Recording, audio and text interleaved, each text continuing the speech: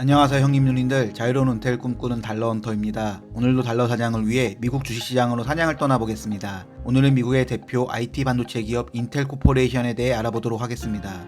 그럼 오늘의 영상 시작하겠습니다.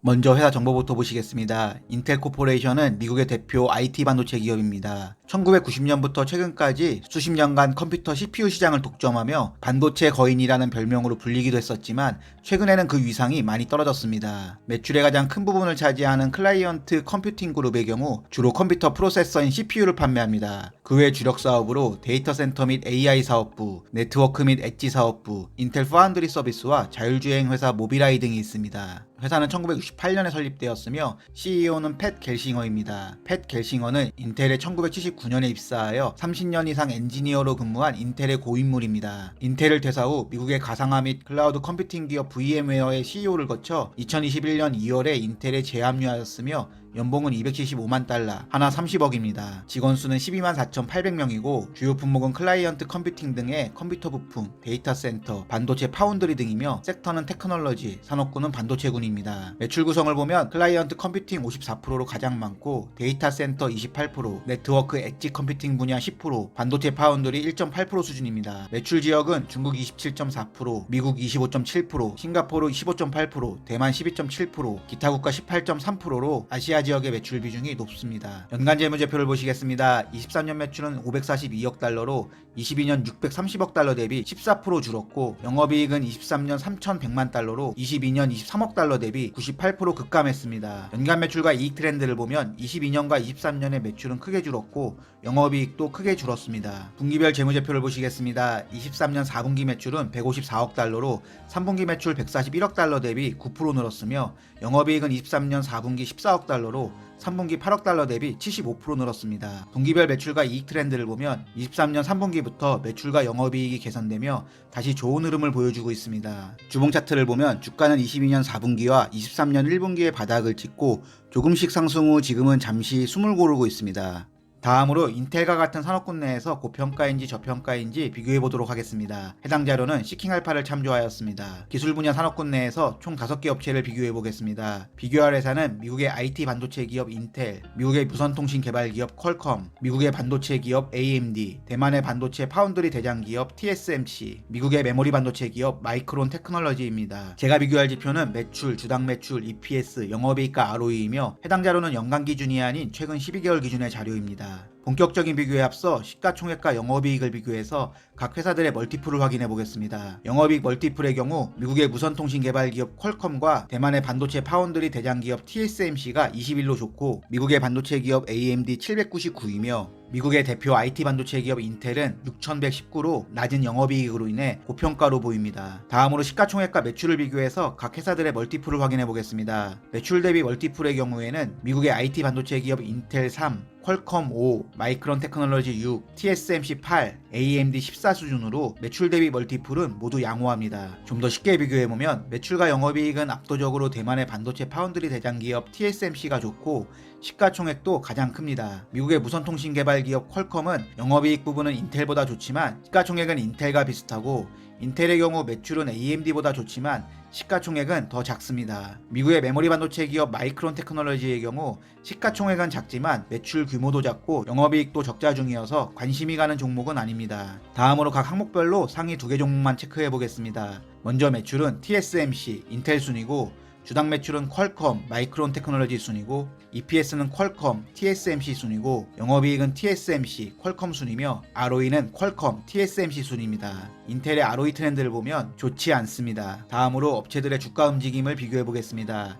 1년 기준 상승률로 보면 미국의 반도체 기업 AMD가 최근 AI 테마로 상승하며 145% 상승하였고 미국의 메모리 반도체 기업 마이크론 테크놀로지 77%, 미국의 IT 반도체 기업 인텔 66%, 대만의 반도체 파운드리 대장 기업 TSMC 65%, 미국의 무선통신 개발 기업 퀄컴이 50% 상승하며 대부분 좋은 흐름을 보여주었습니다. 다음으로 차트를 기준으로 뉴스를 보도록 하겠습니다. 일본 기준에서 거래량이 많았던 2024년 1월 26일 뉴스를 확인해 보겠습니다.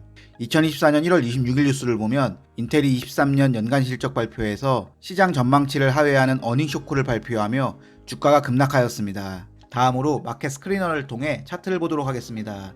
일봉에서 보면 2023년 10월 26일 저점 32.52달러 부근에서 반등하며 상승하였고 41.27달러를 돌파 후 N자형으로 추가 상승하며 고점 50.76달러를 찍은 후 조정 중에 있습니다. 현재는 박스 하단 41.27달러, 박스 상단 46.15달러 사이에서 횡보 중이며 아직 상승 추세는 유효해 보입니다. 차트를 길게 보면 23년 2월 3중 바닥을 형성 후 저점 24달러 때부터 꾸준히 상승했으며 42달러 수준의 주가는 1년 동안 75% 오른 수준으로 많이 상승한 것처럼 보입니다. 하지만 차트를 더 길게 보면 현재의 주가는 2018년부터 2022년 동안 형성한 박스권의 하단인 43달러 수준입니다. 다른 반도체 및 AI 관련주와 비교하면 매우 아쉬운 주가 흐름을 보여주었습니다. 다음은 팀 랭크스를 통해 애널리스트 의견을 보도록 하겠습니다. 36명의 애널리스트 의견이 있고 의외로 매수 의견은 8명 뿐이고 24명이 보유, 4명의 매도 의견이 있습니다. 평균 목표 주가는 47.22달러이고 가장 높은 목표 주가는 68달러입니다. 내부자 거래 내역을 확인해 보겠습니다. 마켓비트에서는 매수 거래 1건,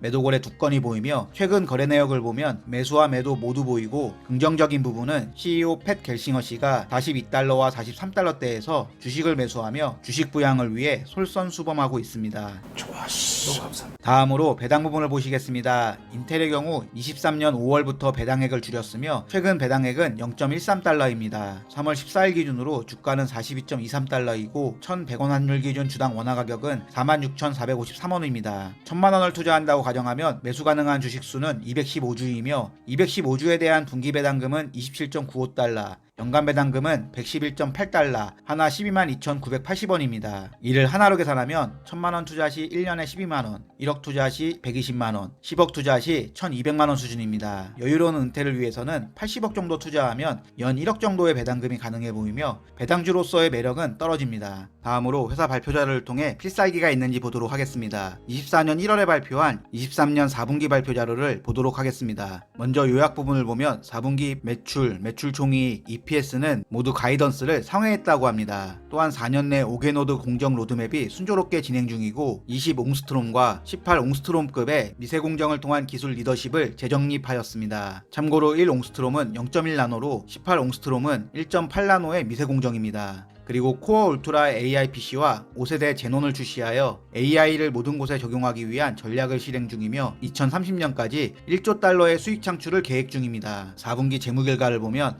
4분기 매출은 154억 달러로 전년 대비 10% 증가했고 매출 총이익률은 48.8%로 전년 대비 5% 증가했으며 EPS는 0.54달러로 전년 대비 260% 증가했습니다. 23년 4분기 주요 사업부별 매출 내역을 보면 가장 큰 매출을 차지하는 클라이언트 컴퓨팅 그룹의 경우 매출은 88억 달러로 작년 대비 33% 증가했고 영업이익은 451% 증가하여 29억 달러를 달성하였습니다. 매출 비중이 가장 큰 CPU 판매를 포함한 클라이언트 컴퓨팅 그룹에서 인텔의 존재감은 아직 건재합니다. 다음으로 데이터 센터 및 AI 그룹 부분을 보면 매출은 40억 달러로 작년 대비 10% 감소했고 영업이익은 38% 감소하였습니다. 지속적인 경쟁과 재고 조정에 따른 이익 감소라고 하는데 22년 영업이익률 3% 수준에서 23년 영업이익률은 2% 수준으로 감소했습니다. 데이터 센터 및 AI 그룹 분야에서는 인텔이 경쟁력을 갖고 있다는 생각은 안 듭니다. 네트워크 및 엣지 그룹의 매출은 15억 달러로 전년 대비 24% 줄었고 영업이익은 110% 감소해서 영업이익률은 마이너스 1% 수준입니다. 그리고 인텔이 최근 공을 들이고 있는 인텔 파운드리 서비스 부분을 보면 매출은 2.91억 달러로 63% 증가했지만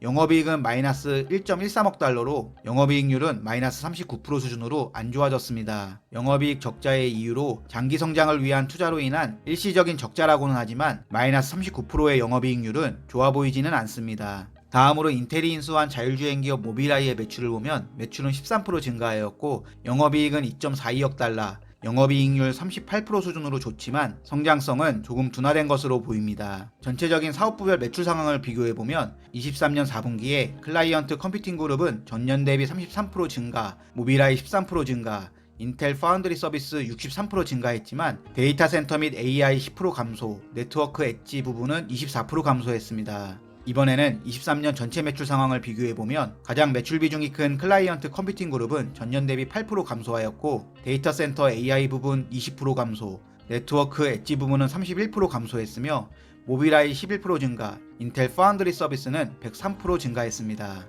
인텔 파운드리 서비스 부문의 매출 증가는 긍정적이지만 다른 사업부들의 매출이 전반적으로 감소하며 안 좋은 한 해를 보냈습니다. 마지막으로 2024년 1분기 매출 가이던스 부분을 보면 1분기 매출은 122억에서 132억 달러 수준으로 전년 대비 8% 성장, 매출 총이익률은 44.5%, EPS는 0.13달러로 전년 대비 425% 성장을 예상합니다. 매출을 제외하면 엄청난 성장성으로 보이지만 23년 1분기 인텔의 매출, 영업이익과 순이익은 가장 안 좋았던 것을 고려하면 보수적인 가이던스로 생각됩니다. 인텔의 필살기 부분을 보면 M&A 가능성은 없고 개발과 투자는 활발히 진행 중이며 캐시온 엔진은 조금씩 줄고 있지만 그래도 괜찮은 수준입니다.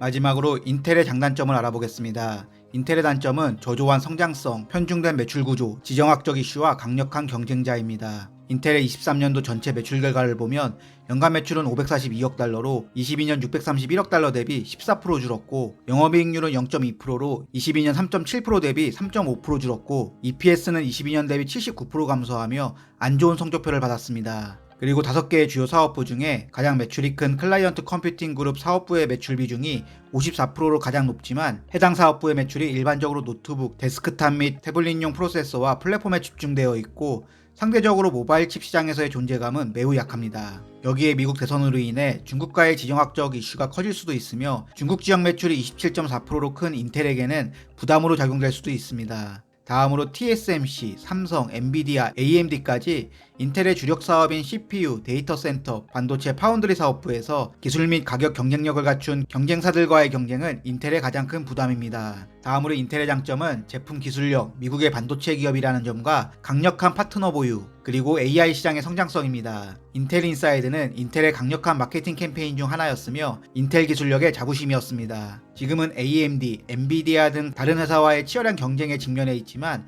아직은 반도체 시장 점유율 10%로 아슬아슬한 1위를 유지했으며 인텔의 기술력과 브랜드 가치는 아직 유효합니다. 그리고 인텔은 PC 운영체제 시장을 장악하고 있는 마이크로소프트와 지속적인 파트너십을 유지하고 있으며 강력한 윈텔 동맹을 통해 윈도우 시스템에 최적화된 프로세서를 공급하고 마이크로소프트는 인텔 제품의 처리 능력을 바탕으로 윈도우 시스템의 만족스러운 성능을 고객들에게 제공하며 강력한 파트너십을 유지하고 있습니다. 여기에 미국 대표 반도체 기업으로서 미국은 최근 반도체 사업을 국가 안보와 연관시키며 미국의 반도체 파운드리 시장의 번영을 위해 전폭적인 지지와 100억 달러에 달하는 보조금을 지원할 예정입니다. 그리고 가장 큰 장점은 AI 시장의 성장성입니다. AI 시장은 2030년까지 1조 5천억 달러의 성장이 예상됩니다. 인텔은 최근 AI 데이터 센터에 최적화된 5세대 제논 프로세서를 출시하였고 클라이언트 컴퓨팅 분야에서 인텔 코어 울트라 프로세서를 탑재한 AI PC를 출시하며 적극적으로 AI 시장을 준비하고 있습니다. 인텔은 세계 최고의 기술 산업 분야 리더 중 하나이며 미국의 반도체 IT 기업입니다. 인텔은 다양한 경쟁을 견딜 수 있는 기술력을 갖고 있는 회사지만 독점적 지위였던 컴퓨터 CPU 분야에서는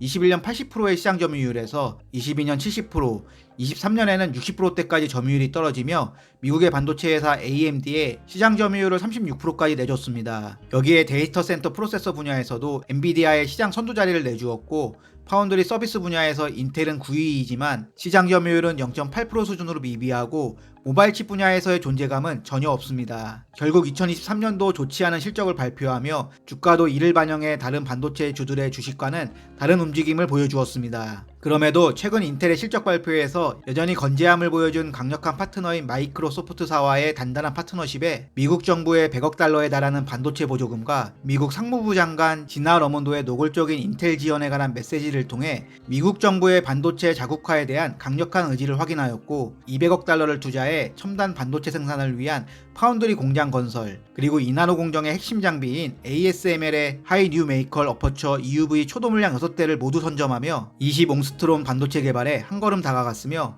CEO 팻 게싱어의 어깨를 들썩이게 만들었고 이는 인텔이 어둠의 터널을 지나 새벽이 오고 있다는 분위기는 충분히 만들었습니다. 이거 완전히 살아있는데. 반면 최근 기대감이 올라오고 있는 반도체 파운드리 사업부의 경우 TSMC와 삼성전자와의 격차가 벌어져 있는 것은 분명한 사실이며 반도체 생산이라는 게 개발과 양산은 또 다른 이야기입니다. 과연 20옹스트롬 반도체를 생산해서 생산 수율 부분과 발열 등의 품질 문제 없이 양산에 성공할지는 물음표입니다. 여기에 대만보다 50% 이상 비싼 미국의 생산 비용으로 미국 정부의 보조금 없이 가격 경쟁력을 유지할 수 있을지는 더 큰 의문입니다. 그럼에도 인텔이 매력적인 이유는 인텔의 주력 사업군인 CPU, 데이터 센터, 네트워크, 엣지 컴퓨팅, AI PC의 자율주행까지 대부분의 사업군이 AI 시장에 연관되어 있으며 무엇보다 세계 1등인 미국 정부의 강력하고 전폭적인 지원을 받는다면 반전을 만들 수 있는 공룡기업이라고 생각합니다. 개인적인 의견으로는 인텔은 여러모로 단기간의 성과를 확인하기는 어려워 보이고 3년 이상의 장투 관점에서의 접근이 좋아 보입니다. 긴 영상 시청해주셔서 감사합니다. 형님 누님들의 행복한 은퇴를 응원합니다.